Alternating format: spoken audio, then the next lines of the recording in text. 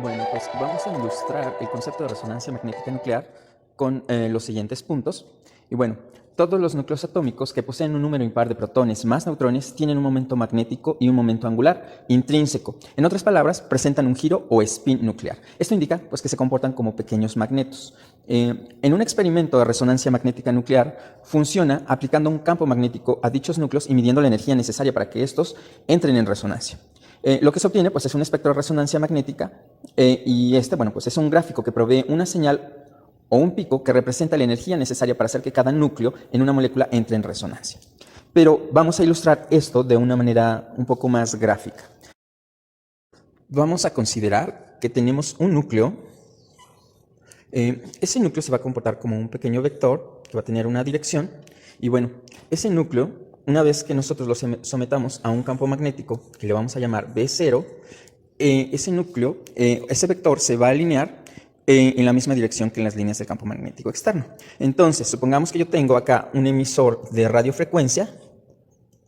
Yo voy ahora a irradiar ese núcleo. Ese núcleo, una vez que está alineado con las líneas del campo magnético externo, que es B0, va a estar en un estado de energía que le vamos a denominar alfa. Eso quiere decir que ese núcleo pues, está en un estado estable o de baja energía. Cuando yo lo irradio con radiación electromagnética, vamos a poner aquí un ejemplo, que yo lo voy a irradiar con un haz de radiofrecuencia. Entonces voy a poner aquí un pequeño haz de luz, que le vamos a poner RF. ¿Qué le va a pasar a ese núcleo? Ese núcleo va a invertir, en este caso, la dirección de ese vector se va a invertir a estar, digámoslo así, en dirección opuesta a las líneas de campo magnético. Entonces, vamos a marcarlo así. Ese núcleo, vamos a denominarle a este proceso excitación. Lo que va a ocurrirle a ese núcleo es que va a invertir, en este caso, su orientación respecto a ese campo magnético externo que se llama B0. Cuando ocurre este proceso, que se le va a denominar excitación, este nuevo estado del núcleo le vamos a llamar estado beta, y es un estado de mayor energía. Entonces, como es un estado de mayor energía, no puede permanecer en ese estado mucho tiempo, entonces tiene que regresar a su estado original a través de un proceso que se llama relajación. Entonces, lo vamos a poner así, que va a regresar a su estado original en un proceso que se llama relajación. Durante ese proceso de relajación, esa energía que había absorbido se va a liberar y bueno, nosotros vamos a registrar esa señal. No me deja. Bueno, la vamos a poner así. Esa energía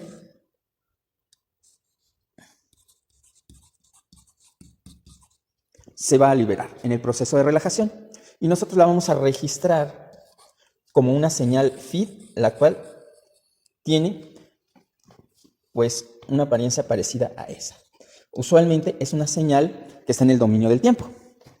Esto es lo que se obtiene en realidad en un espectro de resonancia magnética. Una señal feed, se le vamos a llamar, que viene del inglés free induction decay, que es una señal que va decayendo en realidad.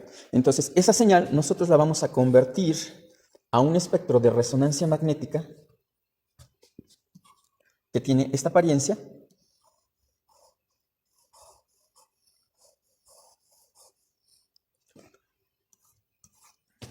Utilizando una operación matemática que se llama transformada de Fourier, Fourier Transform. Y bueno, este espectro que tengo acá es como se observaría ya un espectro de resonancia magnética nuclear. En otro video, nosotros vamos a revisar un poco sobre la interpretación de ese espectro, qué información nos da y cómo podemos usar esa información para elucidar la estructura, la conectividad de los átomos en una molécula. En este caso, obviamente ese espectro nos va a dar información específicamente del núcleo que nosotros hayamos analizado. Los núcleos más comunes que se suelen analizar son protón y carbono 13, aunque hay otros núcleos que también se pueden observar en resonancia magnética nuclear. Entonces, en otro video ya les estaré presentando primero cuál es la escala que se utiliza y por qué, y posteriormente vamos a ver un poco sobre interpretación de espectros de resonancia magnética. Para iniciar la interpretación de un espectro de resonancia magnética nuclear, vamos a continuar analizando un poco el concepto de la resonancia magnética. Y bueno, voy a poner un ejemplo. En este caso, vamos a manejar dos núcleos de manera hipotética para poder explicar qué información se obtendría en un espectro de resonancia magnética. Entonces, aquí en esta imagen, bueno, voy a tener un magneto, el cual tiene, bueno, líneas de campo magnético en una cierta dirección. Entonces aquí vamos a ubicar dos núcleos. En este caso vamos a decir que ambos son de protón, de exactamente el mismo tamaño, que aquí no lo parezcan. Son protones ambos y están en una molécula. Entonces nosotros los vamos a observar en un experimento de resonancia magnética. Vamos a suponer que uno de esos núcleos tiene una alta densidad electrónica, es decir, tiene, digámoslo así, electrones en su alrededor. Y el otro tiene una baja densidad electrónica. ¿Cómo es que ocurre esto en la realidad? Bueno, pues los ambientes químicos en la molécula son muy importantes. Como sabemos, ciertos protones pueden tener algunos otros átomos electronegativos o electroatractores cerca. Entonces, eso va a ocasionar que su densidad electrónica disminuya, ¿no? Entonces, podemos tener un protón, en este caso lo vamos a llamar desprotegido. Y bueno, los protones que tengan una alta densidad electrónica cerca, vamos a llamarlos que están protegidos o apantallados, en este caso. Ese concepto se suele manejar. Pero bueno, aquí lo importante es que ambos protones tienen diferente ambiente químico dentro de la molécula. Entonces, eso va a ocasionar que el efecto del campo magnético en ambos sea diferente. Y consecuentemente, ambos van a presentar una señal en resonancia magnética en posiciones distintas en el espectro de resonancia. Pero ¿cómo es que va a ocurrir esto? Bueno, vamos a poner que los vamos a irradiar otra vez con radiofrecuencia. Y bueno, vamos a irradiarlos a ambos. ¿Sí? En este caso,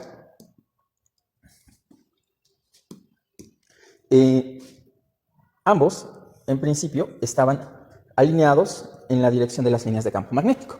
Lo que va a ocurrir aquí es que ambos núcleos van a pasar del estado alfa al estado beta, como lo vimos en el video anterior. ¿Sí? Este es el que tiene mayor densidad electrónica.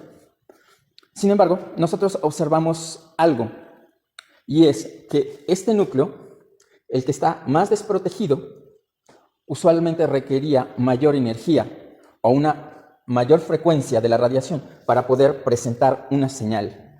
Y este que estaba más protegido requería una menor energía o radiación de menor frecuencia.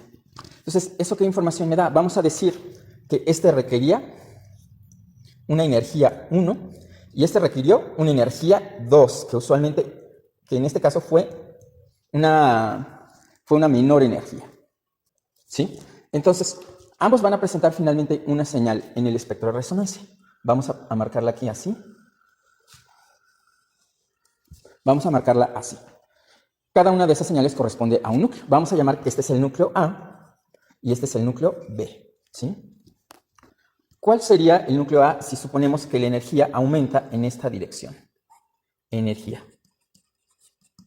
O frecuencia. Como sabemos, pues la frecuencia varía directamente proporcional con la energía. O sea, a mayor energía, mayor frecuencia. ¿Sí? Entonces dijimos que el protón que estaba más desprotegido requería en este caso fue una mayor energía. ¿Qué pasa con estos electrones que están aquí? Van a impedir que este campo magnético actúe sobre ese núcleo de la misma forma que en el otro núcleo. Entonces, este núcleo, o sea, el núcleo B, va en principio, podríamos decir que tiene una menor exposición al campo magnético. ¿Eso qué quiere decir? Pues que en principio requeriría una menor energía, ¿sí? Una menor energía para poder ser excitado. Hay una ecuación, hay un diagrama que podemos revisar en los libros, que viene así, donde dice, donde se observa el estado alfa y el estado beta, en función, en este caso, del campo magnético, o la fuerza del campo magnético, que le vamos a llamar D0, ¿sí? ¿Eso qué quiere decir? Que al aumentar la fuerza del campo magnético externo, esta diferencia entre los estados de energía del estado alfa y del estado beta aumenta también, ¿sí? Entonces, al disminuir el campo magnético, esa energía se va haciendo, la vamos a poner así, delta E, se va haciendo más pequeña en cuanto disminuye el campo. Entonces, si este núcleo experimenta un menor campo magnético que simplemente por el hecho de tener una alta densidad electrónica, eso quiere decir que la energía que yo voy a requerir para excitar este núcleo, o la frecuencia va a ser menor, ¿sí? En este caso, como está desprotegido, el campo magnético va a tener un mayor efecto, el campo magnético externo va a tener un mayor efecto sobre ese núcleo. Entonces va a requerir energía de mayor frecuencia para poder ser excitado, en este caso, al estado beta, ¿sí?